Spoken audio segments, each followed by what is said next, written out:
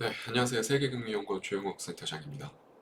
어떻게 보면 지난주 1월 30일 금요일 기점으로 주식시장의 변동성이 엄청나게 심해지기 시작했고, 코스닥뿐만 아니라 특히 코스피 같은 경우 월요일 기준으로 이번 주 월요일 기준으로 5%가 넘게 빠지고, 다음 날 화요일 기준으로 주식시장 최대 상승률 기록 2월 3일 날 6.8%가 오르면서 종가 기준 다시 신고가가 나와. 오늘도 어떻게 보면 글로벌 기술주들이 좀 조정을 받고 있는 이 국면 속에서도 코스피는 오늘도 장중 신고가를 지금 계속 이어가고 있는 그런 모양새입니다.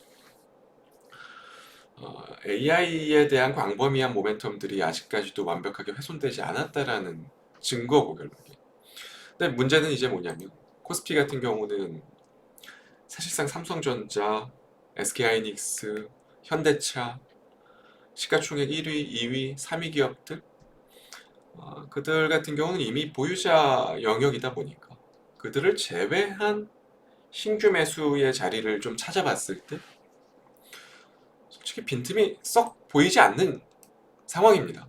대부분 하루 오르고 하루 빠지고, 또는 이틀 오르고 이틀 빠지고, 대부분 다 제자리 걸음이죠. 실제로 지수는 계속 오르고 있는데 온전히 그 목들이 거의 8할, 9할이 삼성전자, 하이닉스에 편중되고 있는 그런 상황이다 보니까 실제로 코스피가 5천을 넘고 있는 이 와중에도 개인 투자자분들의 체감 지수는 만에 하나 삼성전자와 하이닉스가 포트폴리오에 편입되어 있지 않다면 크게 와닿는 정도의 수준은 아닐 거라고 봅니다. 자, 그러면 이제 어떻게 보면 지난주 참 핫하게 떠올랐었던 코스닥, 결국에 개인 투자자분들 입장에서는 사실 코스피가 오르는 것보다도 코스닥이 많이 올라야, 지난주처럼, 지난주 너무 좋았죠, 분위기. 그래야 실제로 계좌에 대한 수익률이 발생을 하고 지수보다도 더 높은 수익률을 기록할 수 있는 게, 어떻게 보면 코스닥이 유동성이 확 올라오고 광범위하게 중소형 종목들까지도 분위기가 확산이 되어야만 실제로 개인 투자자분들은 이제 정말 지수가 오르는구나, 이렇게 체감을 할 수 있다는 겁니다. 근데 어떻게 보면 어제 기점으로 해서 어제 코스피가 6.8%가 오르고 삼성전자가 종가 기준으로 11% 가까이 오르고 SK하이닉스가 8.5%가 오르고, 그러다 보니까 기세가 단숨에 또 코스피로 좀 넘어오는 것과 같은 모양새들이 또 연출이 되고 있습니다. 이러면 사실 개인 투자자분들 입장에서는 반길 상황은 아니에요. 분명한 것들은. 이게 작년 9월, 10월 메모리 슈퍼사이클이 본격화됐었던 9월, 10월, 그리고 연말부터 지금 2월까지, 그러니까 딱 지난주 한 주를 빼고는 코스닥이 상대적 강세, 상대적 우위를 보인 시기는 진짜 없습니다. 찾아보면 지난주 한 주 딱 한 주였어요. 결국에 코스닥이 코스피를 앞서기 위해서는 구조적으로 이게 잠깐 정부 차원에서 약간 입김을 넣어서 한 주 반짝 오르는 게 아니고 흐름을 계속 좀 코스닥이 유지할 수 있게 하기 위해서는 코스닥의 구조적인 변동이 필요하다라는 거죠. 결국 코스닥의 시가총액 상위 교체가 필요하다라는 겁니다.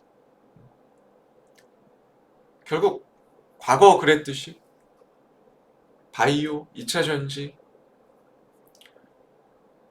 특별하게 정말 강했던 섹터들이 있었죠. 코스닥 내에서. 최근에 어떻게 보면 작년 말부터는 로봇 테마가 어떻게 보면 시장을 주도했었고, 그 전에는 어떻게 보면 2023년도에는 2차전지에 대한 전기차 성장 스토리가 붙으면서 2차전지 랠리가 있었고, 더 뒤로 돌아가 보면 2018년도, 17년도 이때 신라젠을 필두로 해서 바이오, 임상, 테크 관련한 기업들이 메인이 되었었던 그 시황이 또 있었고. 근데 공통적인 것들은 어떻게 과거에는 뭐 지금도 그렇고 로봇들이 줄을 이뤘었던 최근 시황도 그렇고 주가들은 다 앞서갔는데 실적들이 따라오지 못했었거든요. 그래서 어떻게 보면 좀 최근 들어서 코스닥에 아쉬운 면들이 분명히 있었는데 결국 시장이 바라는 거는요. 코스피나 코스닥이나 마찬가지예요. 단순히 이렇게 스토리로 오르는 것들은요. 정말 뭐 한두 달 반짝하고 끝납니다. 근데 숫자가 찍히는 것 혹은 근시일 내에 찍힐 업종이나 종목들은요. 작년 코스피처럼 크게 계속 갑니다. 최근 기관이라든지 외국인 자금은요. 매우 단순하게 움직여요. 예를 들어 분기 실적이 바로 찍힌다던가 또는 반복적인 매출 구조가 이어질 수 있을 만한 기업이라던가 AI와 연관된 글로벌 수요와 또 직접적인 연결이 되는가? 이 조건을 충족해야만 어떻게 보면 일회성 테마가 아니고 장기적으로 구조적인 상승 요인에 진입한다는 거예요. 결국 코스닥에서 이 조건을 부합하는 업종은요. 지난주에도 제가 추천주로 드렸었고 그 전주에도 드렸었는데 원익 IPS를 드렸었고 지난주는 주성 엔지니어링을 드렸었죠. 추천하고 나서 뭐 많이 올랐습니다 다들. 결국에 방금 말씀드린 이 조건들을 만족하는 섹터는 사실 코스닥에서 반도체 소부장밖에는 없어요. 지금 이 시점에서 구조적으로 유리할 수밖에 없는 이유 AI, HBM 이 시대는요. 당장 뭐 1, 2년 이어질 게 아니고 5년, 10년을 계속 이어갈 수밖에 없는 상황이기 때문에 반도체 투자는요. 경기가 좋으면 하는 투자가 아닙니다. 결국 기술 경쟁에서 밀리면 끝나는 생존이 달린 투자거든요. 그래서 KPX 변동성이 낮고 고급 공정에 대한 투자 공정화, 소부장 반복 수요 구조 요거 다 일회성 테마가 아니고요. 결국 장기적으로 구조 산업으로 바뀌고 있는 상황이다라는 거예요. 그러면 이게 만약에 올해 본격적으로 삼성전자 하이닉스가 작년에 발표를 했죠. 올해 KPX 확대할 거다.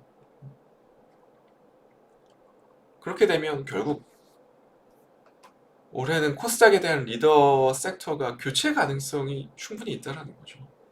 바이오, 2차전지, 로봇 일부가 아니죠. 거의 대부분이죠.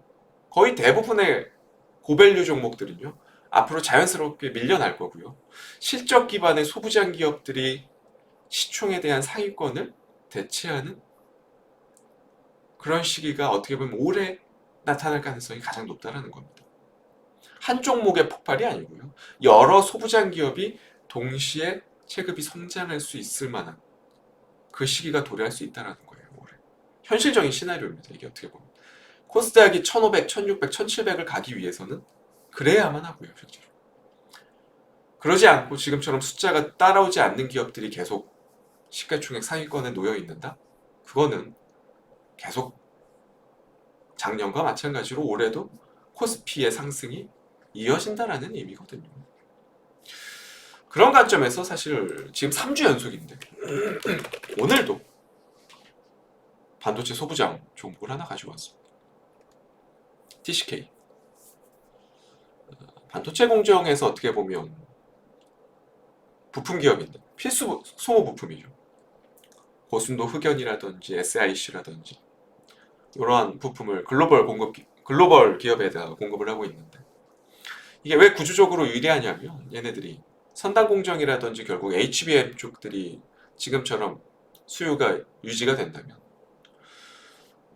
고내열, 뭐 고순도 부품 같은 경우는 사용량이 당연히 증가할 수밖에 없는 환경이 만들어지고, 그리고 중요한 건 소모성 구조라는 거죠. 장비가 설치된 후에도 반복적으로 교체 매출이 발생한다는 것들.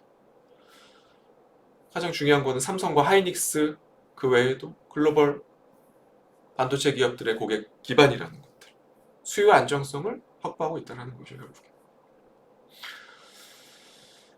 결국 AI, 뭐 HBM에 대한 투자 확대에 대한 키워드가 맞물려 있는 기업이기도 하고, KPX가 후행이 되는 게 아니고 가동률, 뭐 출하량 이런 것들이 연동되는 실적 구조의 기업이기 때문에 반도체 소부장들이 자리를 차지했을 때 TCK 같은 종목들은 시가총액 지금 2조 3천억 정도 수준인데, 만약에 내후년 실적을 땡겨온다라고 내년 실적을 땡겨온다라고 가정을 하면 한 30배 정도는 부여받아도 이상할 게 없죠. TCK 같은 종목들이.